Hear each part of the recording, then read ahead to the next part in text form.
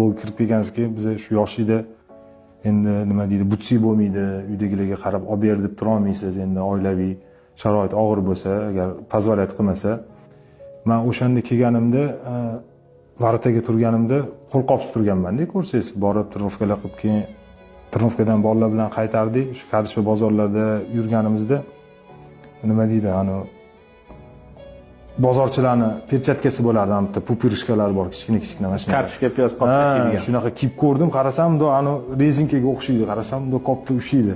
Tushunyapsizmi? Keyin dedim, o'shanda esimni 25 so'mga olganman o'zim. 25 so'mga olganman, trnovkalar kiyardim.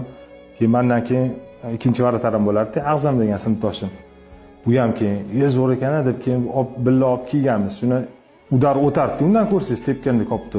Ikkitasini kiyardim, bitta qilib ko'rsangiz. Ikkitasini keyin shu birinchi perchatkamni onamlar 6700 so'mga ham 6400 so'mga ham olib berganlar. Shu dvorец sotilgan. Qo'limga kichkina kelib qolgan, ko'rsangiz, qo'lim katta edi. Qo'llarim uzun edi, bolalar kulardi, qo'li uzun yo'q deb. Keyin shu birinchi o'yinga kiyganman. Esimda onam menga bir 50 ta yubqa qilib berganlar, ko'rsangiz, bozorda uyalardim, deb sotishga ko'rsam, og'aylarim ko'rib qolmasin. Ertaga ular olibda qanaqa bosh ko'tarib Kadish bozor degan, Kadish bozor sotib yurardim deb. 50 tadan bitta donasi sotib kelgan onam rosa xursand bo'lganlar o'shanda. 50 tadan bittasi. 50 tadan bitta donasini, qolganini o'zim yeganmiz uyda. Sota olmagansiz. Sota olmagan deb uyalib ko'rsangiz. 2018-yilga qadar O'zbekiston Respublikasi fuqarosi sizga berilmagan va efirdan oldin gaplashganimizda ham aytib o'tdingiz-ku. Nimalar o'tgan? Shu 2018-yilga qadar shu yoshlar o'rtasidagi Osiyo chempionatlari, xalqaro musobaqalar, o'sha klublar bilan yig'inlarga borish, bularni hammasidan voz kechishga to'g'ri kelgan. Qanchalik qiyin bo'ldi shu pasportga yetib kelgunga qadar? Endi buni nima deydi? Shunaqa alam bo'lasiz-da, nima deydi? Sbornilarga chaqiriladi, уже kandidat ko'radi trenerlar, "O, davay chaqir" deydi, "Ke" deganda bunaqa pasport problema deganda shuni qolib ketasiz-da.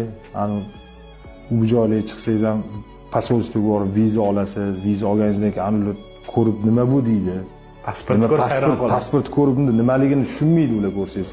Ayniqsa Turkiyaga sborga chiqsa, bolalar 2 minut o'tib ketsa, bizani 10-15 minut ushlab qolardi, ko'rsangiz. Orqadagilar bo'l deb kattalar gapirib aniq qilishardi, shunaqa ishingiz achishadi, ko'rsangiz. Mana Allohga shukr, O'zbekiston fuqarosini ham oldik.